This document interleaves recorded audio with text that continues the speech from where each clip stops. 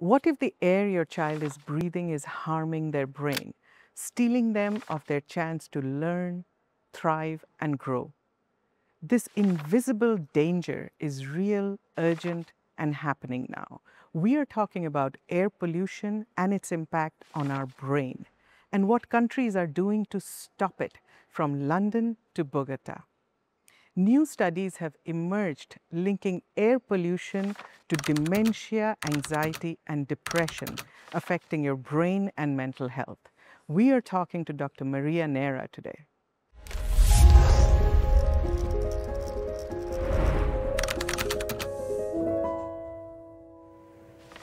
Welcome, Maria. Let's start with the impact of air pollution on our health. Thanks, Vismita. Yes, air pollution is the biggest environmental risk factor for our health. Every year we have 7 million deaths caused by exposure to air pollution. This is a horrible number. Let me give you another figure. 9 out of 10 people in the world is breathing air which quality is not aligned with the recommendations, the guidelines of the World Health Organization. Those little teeny particles in the polluted air, they can go very deep in our lungs, and they can affect as well our brain. But air pollution is not just affecting our lungs and our brain, it's affecting as well the rest of our body, responsible for stroke, cardiovascular diseases, asthma, and even lung cancer. So, Maria, you talked about the teeny particles, the PM 2.5 and PM 10 that we've all heard about, right? But it's not just that, it's also the gases, the carbon monoxide, ozone, etc., right? I remember when we were in New Delhi, our child, my daughter was very young at that time, we worried about her lung health, but we also worried about her cognitive development in that kind of air pollution. Can you elaborate on the impact of air pollution on children's health? Let me give you an example. When you are pregnant, if you are exposed to high level of pollution, then you might be at risk of low birth weight, premature birth, and even problems on the development of the fetus. As a child, this child exposed to high levels of pollution will have difficulties and more likely to develop asthma, for instance, and later in life, chronic health issues. In addition to that, children are obviously more at risk. First, because they are on development, their little lungs and their body is developing.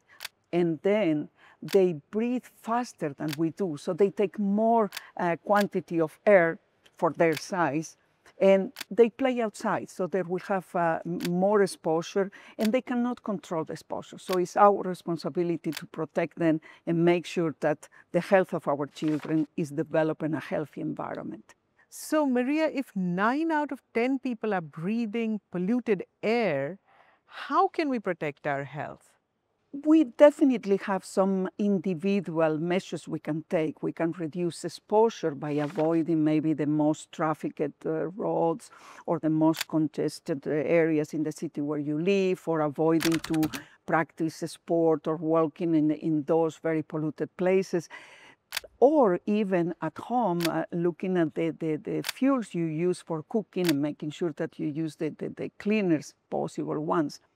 However, those are individual choices, and you are not always able to take those choices.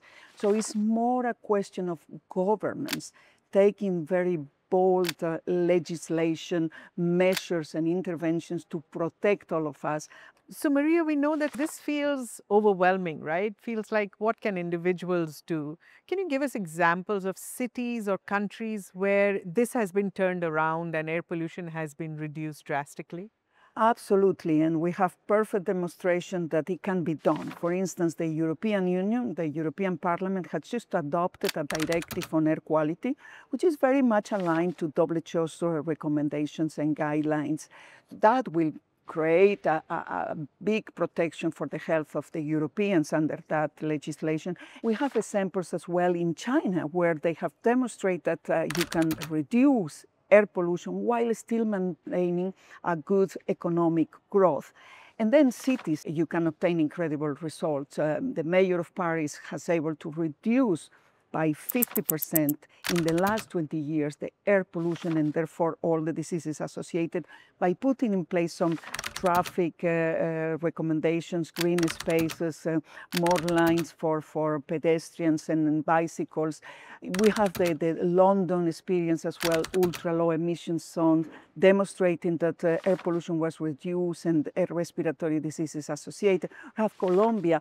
In Bogotá, they are putting in place a fleet of buses which are 100% electrical. So there are very good examples. There are many, but we need to push for more. And of course, imagine where everybody will be aware and putting in place these directives and recommendations. It will be a healthier environment for all of us, and our health will be so much benefited. Thank you, Maria. That was Science in 5 today. Until next time, then stay safe, stay healthy, and stick with science.